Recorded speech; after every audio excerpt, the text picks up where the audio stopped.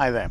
Today I'm taking a look at a red wine from one of Portugal's leading producers. This is from an estate called Herdade de Esporão.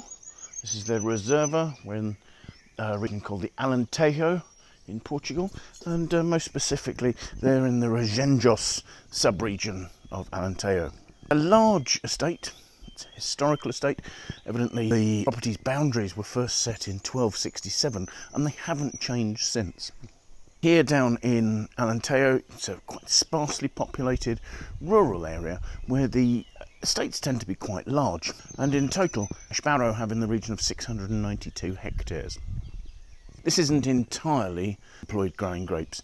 They also have cork forests, oak trees, orchards and a kitchen garden. Everything on the estate is farmed organically, and the viticulture is certified as organic by Geographical in Portugal. The estate has 40 different varieties planted, and the project to produce wine initially started in 1982.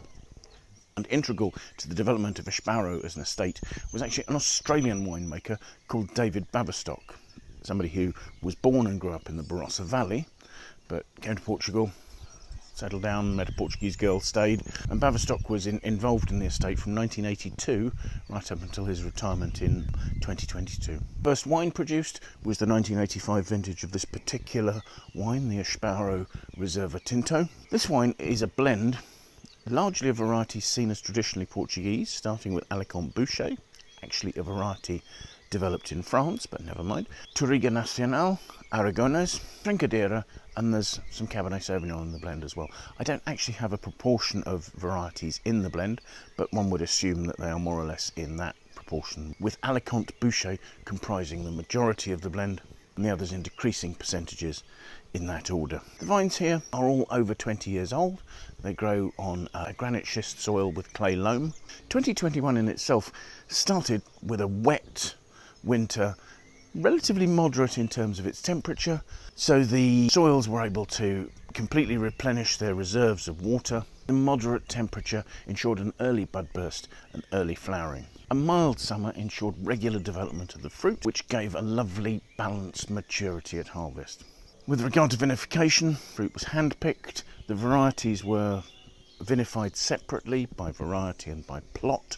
Fermentation was temperature controlled and went on in a variety of vessels. There were stainless steel tanks, cement tanks, and also a number of small marble open lagars for foot treading, presumably. I don't know at which stage the different elements of the blend were combined, but the wine went into stainless steel to undergo its malolactic conversion and then spent a year aging in oak. About 20% of the oak was new, and the oak used was a mixture of French and American oak. After 12 months in barrel, the wine was bottled and then spent a further 6 months sitting in the estate cellars, simply to allow the wine to settle and its various components to marry in bottle prior to release. So let's see what we make of the wine, shall we? There's a nice depth to the colour. I can't see through it. It's a fairly dark red, but it has more of a reddish hue than a blackish hue, so a dark ruby. There are sort of slightly purple notes to the rim. The wine is 14% alcohol, and it does seem to be clinging to the glass. It quite happily creates tears that flow down as I swirl it. So let's see what we make of the aromas, shall we?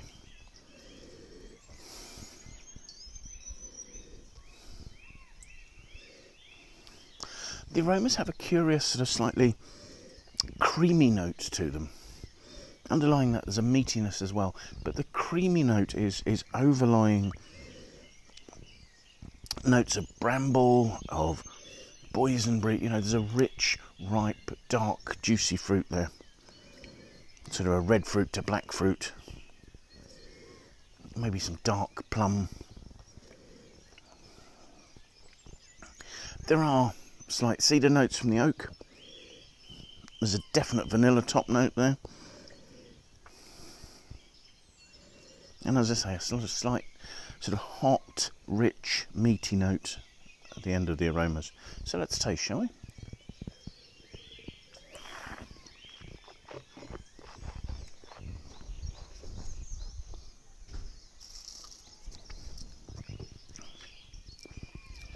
The wine has excellent grip, and that's enhanced by really good fresh acidity.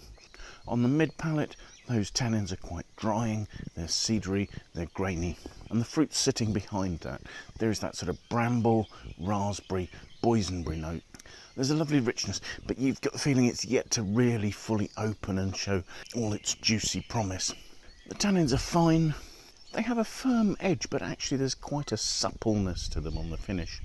And they're giving quite a length to the finish, where there are chocolatey notes, there's a bit of sort of licoricey concentration, and the dark flavours show some reasonable length. In honesty, I'm not surprised to say I think this is a wine to come back to in 2 or 3 years' time, when I think more of those black fruits that are just starting to show on the finish are going to start to open out, and you'll get a more forward black berry and black currant fruit towards the end. Currently it's sort of quite closed in on itself, but there is this juicy freshness. The alcohol actually seems to be quite well balanced by the rich fruit, and that's what I'm thinking is going to open with time. So thank you very much for watching. I hope you find this of interest. If you did enjoy the tasting, do please press like and share. Do consider signing up and following us on YouTube. That would be fantastic to have your support. If you've got any comments, do please leave them in the box below. We'd love to hear what you think either about the wine, the tasting, or anything else related. Most importantly, I hope you'll be able to make some time to join us for another tasting online in the very near future. Thank you very much. Bye for now.